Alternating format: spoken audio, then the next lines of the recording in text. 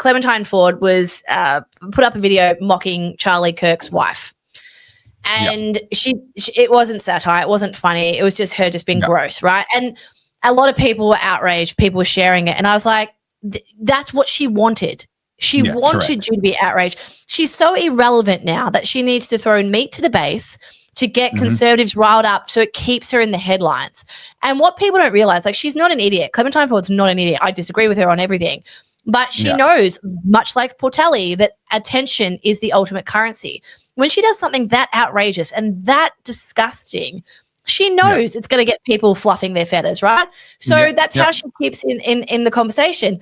The point is, with these people, with your Greta's, your Abby's, your Clementine Fords, look at them, laugh at them, and then move away. Don't get angry at them. Don't get worked up around them. Just go, loser, and walk off. Move on. Because it takes the sting out of it for them. They're losing power. And interestingly, just on the Clem thing, I've had a lot of people. So for those of you who don't know this, I think most of you know this by now, but she went after me like bad at the height of 2021, right? July 2021, her little feminazis and the mainstream media came after me with a level of vitriol that is reserved for like war criminals, right? It was horrendous what they did. Yeah. Interestingly now, if she tried to do that today, like, I don't want anyone to do this on my behalf, so do not take this as a battle cry. But I believe if she was to come after me today, there would be a huge contingent of people be like, not Carly, right? Like, the pendulum has swung. Maybe not enough, but now it's to the point where if Clementine Ford comes after someone, that people are going to be like, this woman's unhinged. Whereas 2021, she was still held up as like a respectable feminist, you know? Yeah, so this really relates to Daniel's comment here. The ideologues on the left are eating their own, including the new movement of the LGB, splitting from the TQUIA+. His letters, not mine. There's some letters in there that I don't even know what they're going to be. This is definitely happening, but what you've got is a split. So you've got the ones that they've eaten, the Martina Navratilovas, the J.K. Rowlings, the Jermaine Greers. We've talked about all of that before. But you've also got the new generation of bitter clingers, and that's where Clementine Ford fits, where she is actually so entrenched inside the sexual revolution and the extreme end of the feminazi movement that she can't get eaten by them. She is them. And what's going to happen now is the pendulum moves back the other way, that she's going to become the bitter clinger. She's this new generation of people who they can't move from where they are because their entire identity is built around where they are. They're going to hold on to that for the rest of their lives. And, you know, the likes of Clementine Ford are going to grow old reminiscing about the early 2020s and the late 2010s, saying those were the days back when we were in the ascendancy. And unfortunately for them, you know, someone like a Clementine Ford, she's got very few options. She can't really leave, and yet she's now a part of a dying movement. Yeah. And it is interesting, though, like, not to harp on about these guys, but your Abby's and your Clems, right? You're kind of your big examples.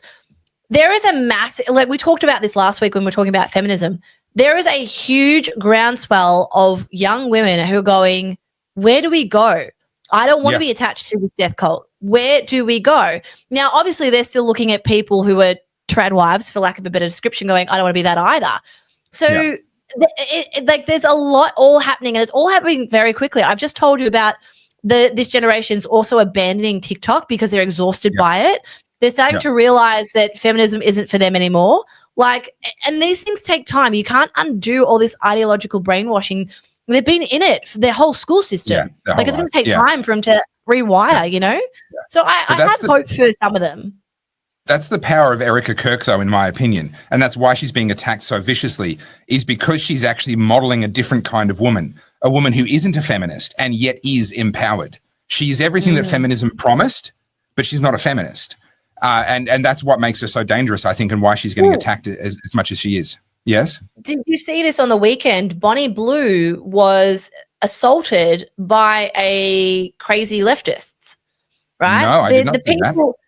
Bonnie Boo is literally the final boss of feminism. She's everything they wanted, like sexual promiscuity, making money with sex work, you know, like smash the patriarchy, all the kind of feminist tropes. Bonnie Blue is the result, much like Andrew Tate is, right?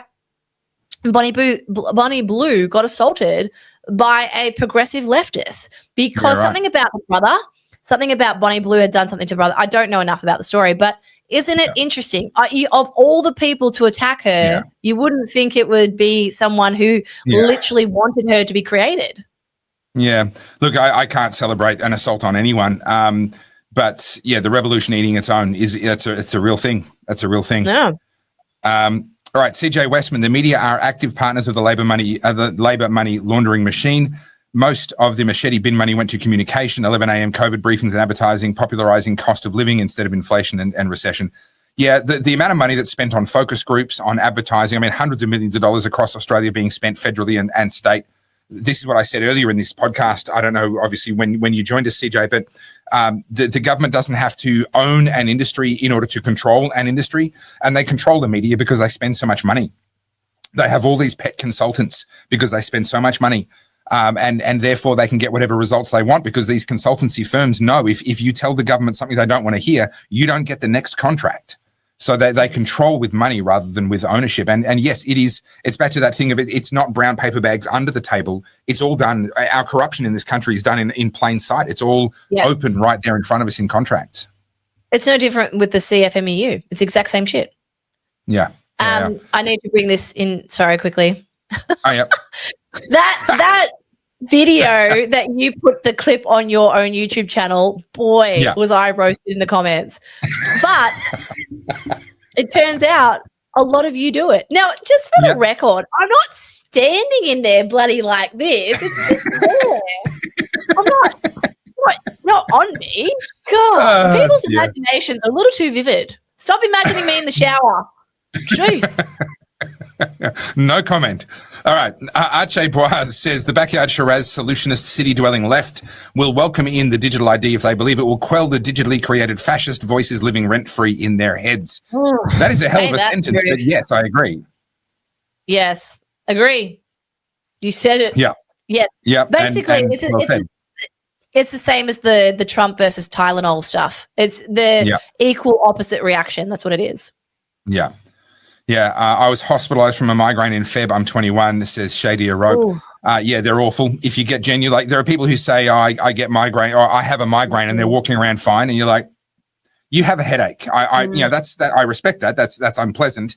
But a migraine is bury your face in a pillow, put another pillow over your head to block out every bit of sound and every bit of noise and hope like hell you can get to sleep. The worst ones are the ones that I ignore when I get that warning signal. And once they kick in full on, I can't sleep. And then you're just lying there for hours with a thunderous head under a pillow. And it's just, awful. I don't get them too often. I'm probably lucky enough to get maybe 4 or 5 a year.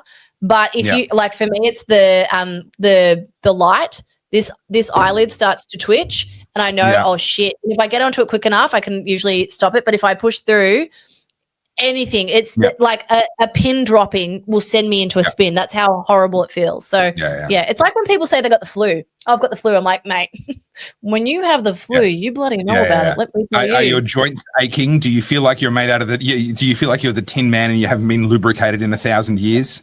Do you feel like you need to go to hospital because you genuinely feel like you're actually about to die? Well, then that's the flu, honey. It sucks. All right. So Joe Cameron says, here is me loving Queensland. I used to live in a Queenslander and I had my own Air Force Magpie military force. If someone upset my cat, they would deal with. That's next level. If your cat has made peace with the local magpies, that's next level. You've done well. So what you're saying is, guys, I made the right decision to feed them. I'm doing the right thing here. Okay, good. Trust me, you want magpies to be your friends, not your enemies. CJ Westman, this is a great idea. Please get an Oddcast PO box so we can gift books and whiskey. Wow. This is on my list of things to talk to you about on Wednesday because this is not the first time I've had this question. Okay, all right. Well, I have a PO box. I have two, one in Melbourne and one in Albury, so we can sort something out.